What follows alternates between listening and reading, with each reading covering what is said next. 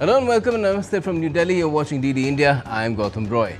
This is Express News, the show where we get you all the day's top 100 developments from around the nation and the world in under 30 minutes. Let's get going. Prime Minister Narendra Modi held a bilateral meeting with Mauritius Prime Minister Naveen Chandra Ram Gulam on Thursday in Varanasi. Both the leaders reviewed full spectrum of bilateral cooperation, civilizational connect, spiritual bond and deep-rooted people-to-people ties. The leaders of India and Mauritius held delegation-level talks as well. Discussions focused on strengthening bilateral ties along with deepening ties in trade, investment, space and people-to-people. 7 MOUs have been signed between India and Mauritius on science, oceanography, personnel training, power development projects, hydrography and space cooperation. Addressing a joint press conference along with Mauritius PM, Prime Minister Modi said that India will support Mauritius in strengthening its health infrastructure and will support in establishing a 500-bed specialty hospital. Earlier, upon his arrival in his constituency Varanasi, Prime Minister Modi received a rousing welcome. Chants of Modi, Modi echoed in the atmosphere. People gathered along the roads to welcome him. From Varanasi, Prime Minister Modi travelled to Uttarakhand's Dehradun for an aerial survey of flood-affected areas. Later, the PM is said to chair a high-level review meeting with officials as well. India has taken up the matter of recruitment of Indians in Russian army with the concerned officials.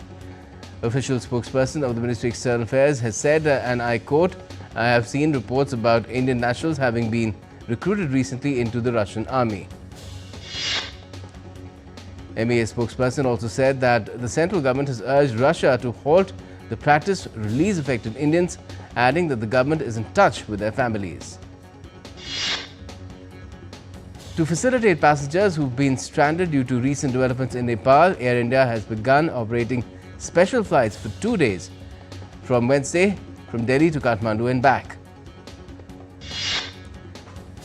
Indigo too has issued a travel advisory saying in these extraordinary times in Kathmandu, it is their priority to reunite loved ones. Starting the 11th of September, which is today, Indigo will resume 4 daily scheduled flights to and from Kathmandu. Meanwhile, negotiations are scheduled between Nepal's President Ramchandra Paudel, Nepali Army Chief Ashok Raj Sigdel and representatives of the Gen Z youth movement on Thursday. The negotiations aim to decide the leadership of an interim government in Nepal amid ongoing political unrest. Key demands include establishment of a system for directly electing executives, the election of federal parliament members from the Gen Z generation, and the investigation of assets of all officials who've held public office since 1989. The meeting will also focus on judicial probes into corruption cases and the need to make arrangements to prevent MPs from becoming ministers. Gen Z representatives have also chosen former Chief Justice of Nepal, Sushila Kirk, as their sole nominee for the position of interim Prime Minister.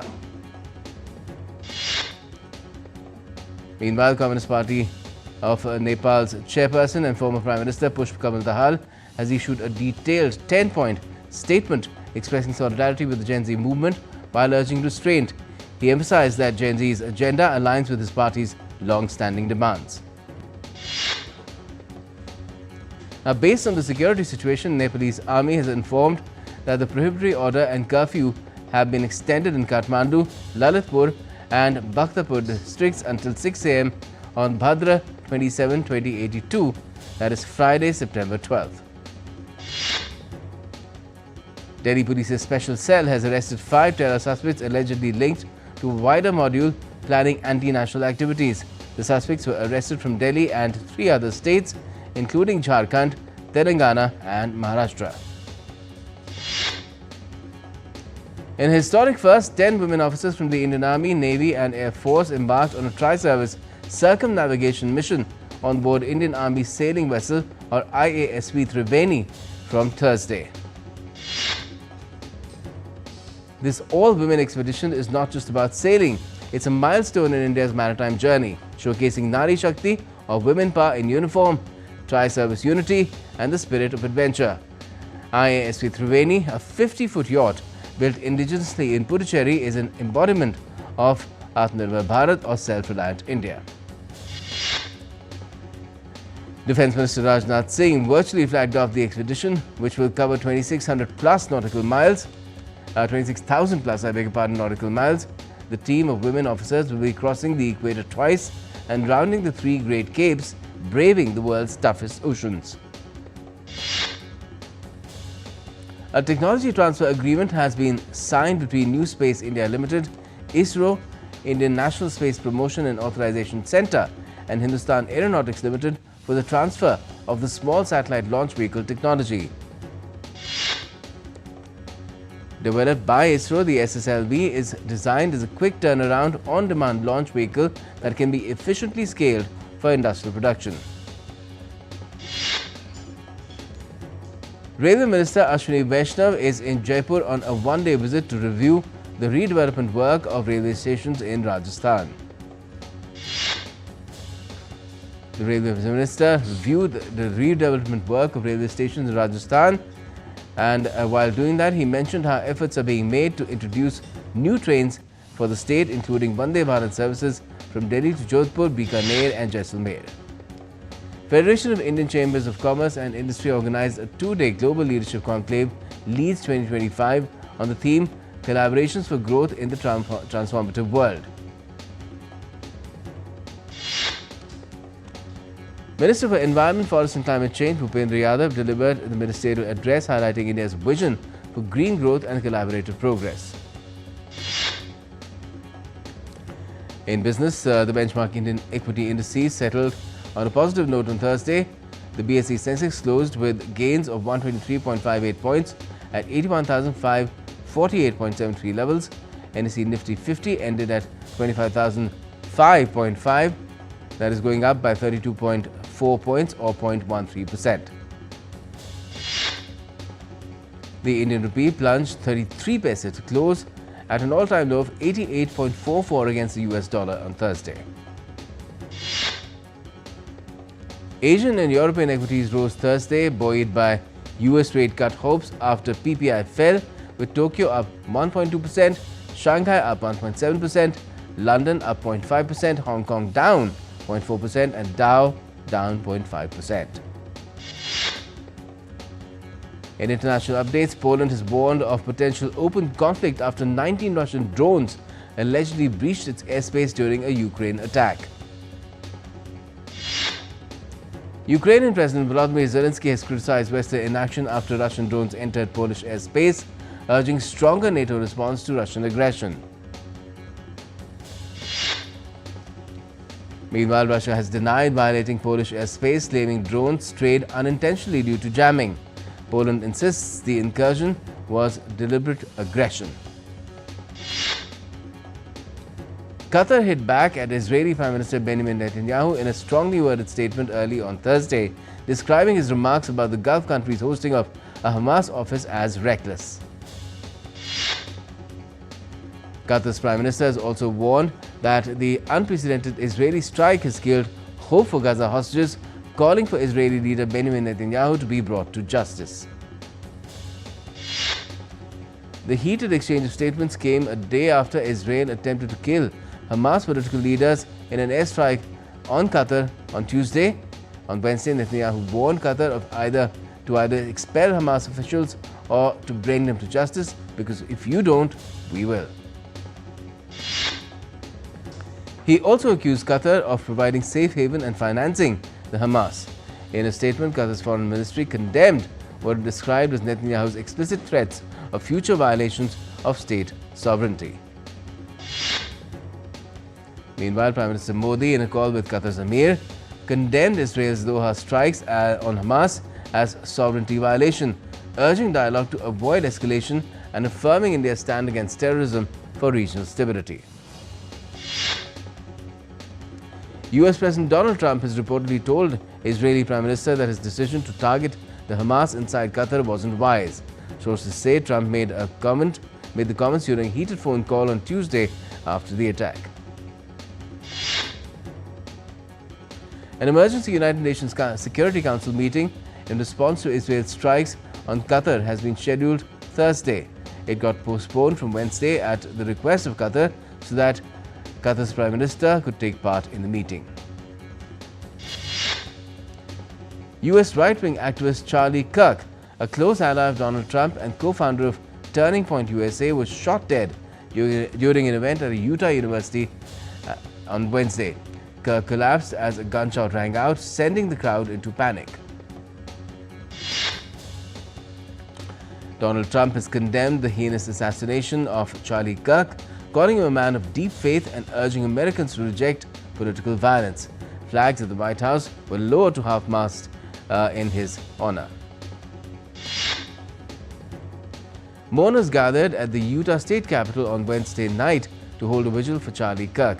Supporters held signs reading, "We love you, Charlie Kirk," and paid tribute through emotional speeches and songs.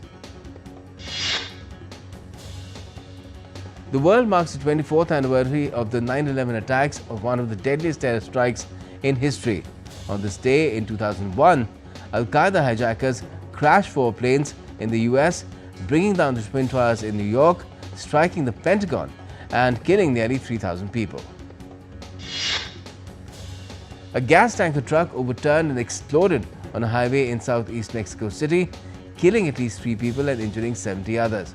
The blast engulfed multiple vehicles near the Iztapalapa-Chalco border, with firefighters battling flames and cooling charged wreckage.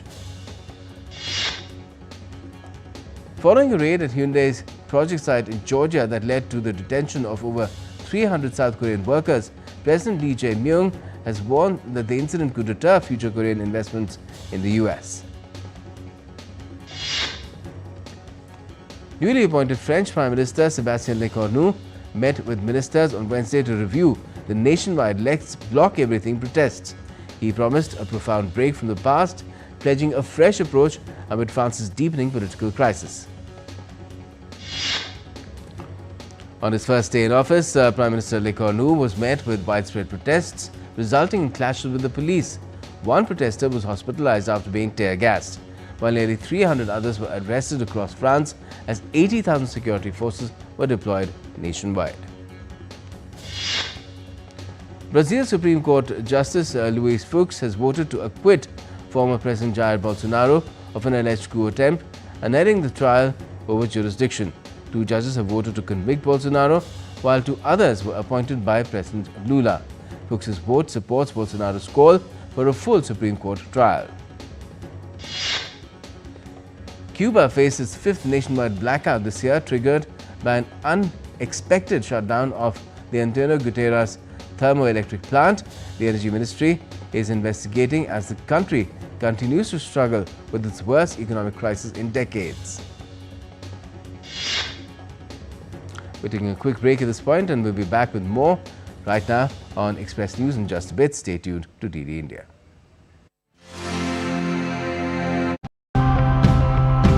We lock our doors, put up fences, all to protect our house. But what about the home that we all share? Today's episode is to remind us that preservation extends beyond humans.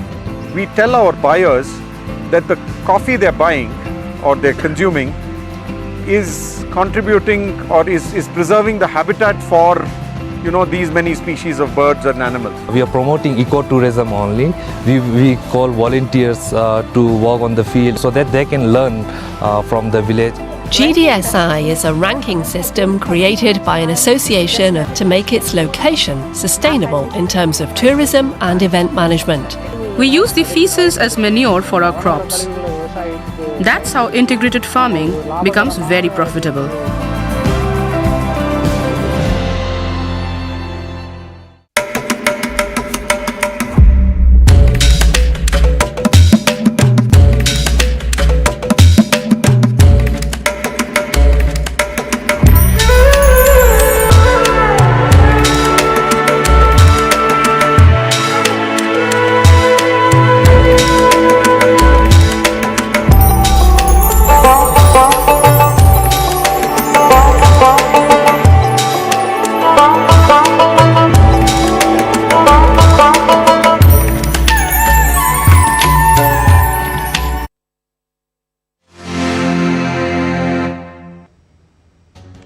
Welcome back. You're watching Express News on DD India. I'm Gautam Roy and let's resume. Weather updates now. The Indian Met Department has forecast heavy to very heavy rainfall across the northeast, east, central, northwestern hilly states and the southern peninsula over the next 5 days. Continuous downpours are expected particularly in the northeastern states. Stable weather conditions are expected in Delhi NCR, Uttar Pradesh, Bihar and Jharkhand. Strong winds and thunderstorms are likely in Jammu and Kashmir and Himachal Pradesh, while heavy rain warnings have been issued for Maharashtra from the 13th to the 15th of September and for Konkan and Goa from the 14th to the 15th of September. Death toll from the floods on Indonesia's island of Bali has risen to 14, with 2 people still missing in Denpasar. Over 500 residents have been evacuated to temporary shelters and 125 rescuers are searching for the missing. Torrential rains earlier this week triggered floods and landslides across 6 of Bali's 8 regions, blocking major roads and access to the international airport. Unusually heavy rainfall has caused widespread flooding in Vietnam's South Central and Central Highlands regions, inundating several streets in Da Lat city. Recent heavy rains in Vietnam's Dak Lak province have caused significant damage to crops, infrastructure and property. Landslides buried parts of provincial roads and several inter-village and field roads, prompting local authorities to mobilize recovery efforts. The Filipino island of Pugad, a small 7-hectare landmass, is sinking due to land subsidence caused by groundwater over-extraction and rising sea levels. Frequent flooding also disrupts life for its 2,500 residents. Heavy rains flooded streets and major avenues in a suburb in Guadalajara, Mexico, blocking routes and preventing hundreds of residents from reaching their homes. And residents in Jalisco State, Mexico used trucks and canoes to navigate flooded streets after heavy rains caused the Arroyo Seco River to overflow. Now, American fashion brand Ralph Lauren has unveiled its Spring 2026 collection a day before New York Fashion Week, showcasing a striking range of black and white day and evening looks. A 6-year-old from Vietnam's Bac Ninh province with beta thalassemia has recovered and has been discharged following a successful bone marrow transplant.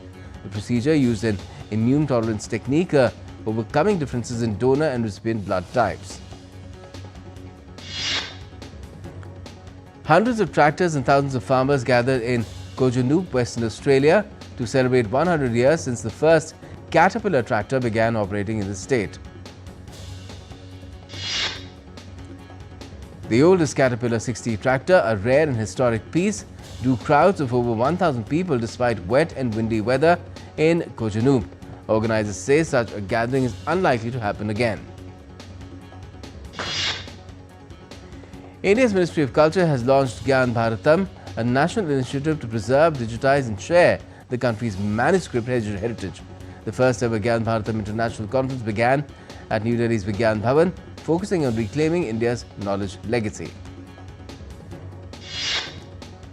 Since July, Sea Shepherd and authorities in northern Greece have removed thousands of illegal octopus traps, saving over 1,500 octopuses amid rising global demand and illegal fishing during the breeding season.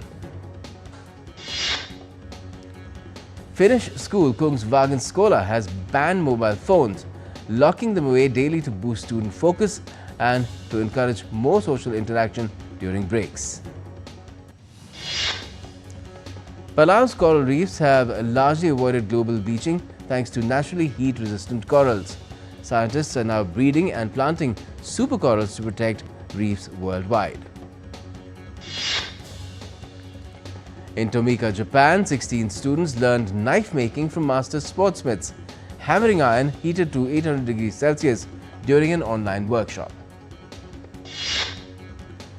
Since 2013, Vietnamese designer Kim Nguyen in Hanoi has been turning discarded jeans into bags and accessories, reducing fashion waste and promoting sustainability.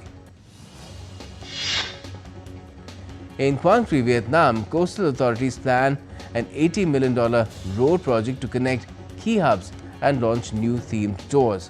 The initiative aims to boost tourism and build the province's coastal brand this year.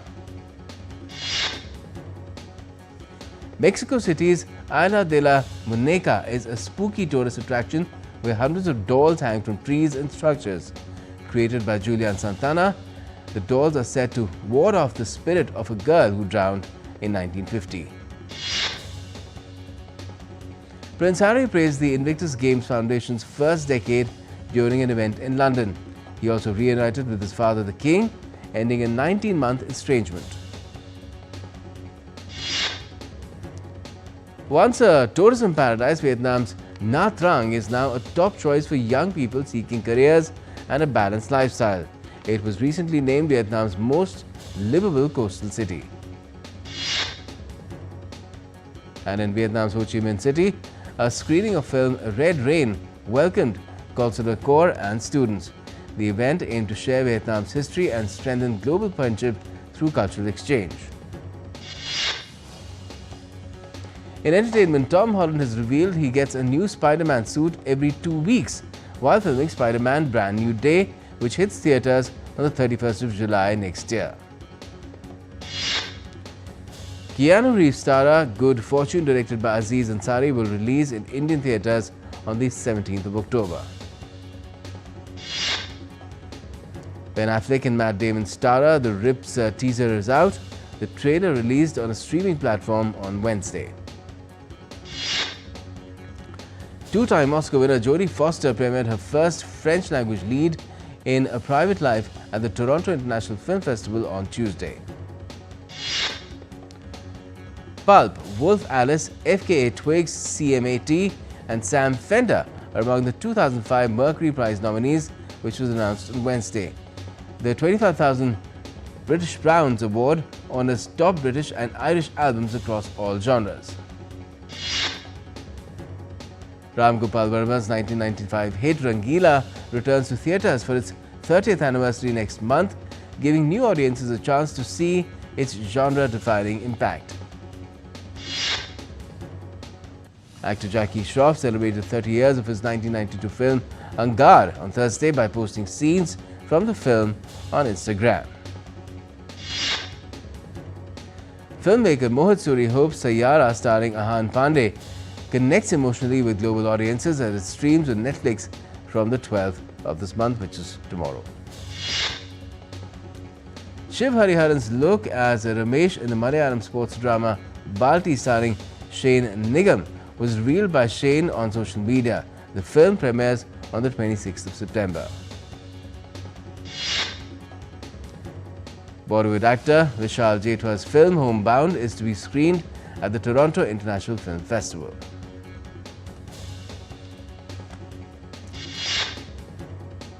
In sports, in the Asia Cup, India thrashed hosts UAE by 9 wickets in their opening match of the tournament in Dubai.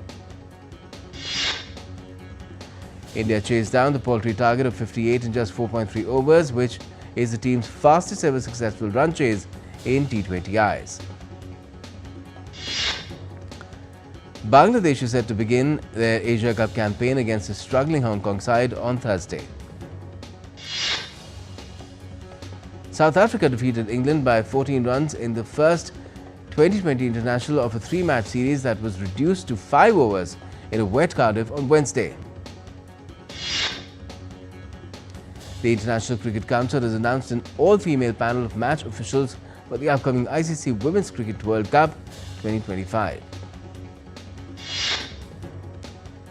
Australian Davis Cup captain Lytton Hewitt was handed a 2-week suspension after being found guilty of pushing a doping control official. Former world record holder Eliud Kipchoge and Olympic champion Sifan Hassan are set to make their New York City Marathon debut in November. India's top men's doubles pair of Satvik Sairaj Rankireddy and Chirag Shetty advanced to the quarterfinals of the Hong Kong Open. Indian badminton ace Lakshya Sen got the better of compatriot H. Pranoy in the round of 16 encounter between the two in the Hong Kong Open. In the World Boxing Championships, Indian boxer Pooja Rani secured a hard-fought win over Emilia Koteska to move to the women's 80 kg semi-final. With this victory, the two-time Asian champion joined Jasmine Lamboria and Nupur Sheran in assuring India of medals at this edition of the tournament. Usain Bolt has warned Australian schoolboy sprint sensation Gudgud that translating teenage talent into world and Olympic titles is a tough process. Wolfsburg has signed Danish midfielder Christian Eriksen until 2027. Eriksen joins the Bundesliga club following the end of his contract at Manchester United. Australia all-rounder Aaron Hardy has been ruled out of the Australia Tour of India due to a shoulder injury. Italy's Giulio Pellizzari powered away from a small group of riders in the final kilometers of the climb to the finish to win stage 17 of the Vuelta a España.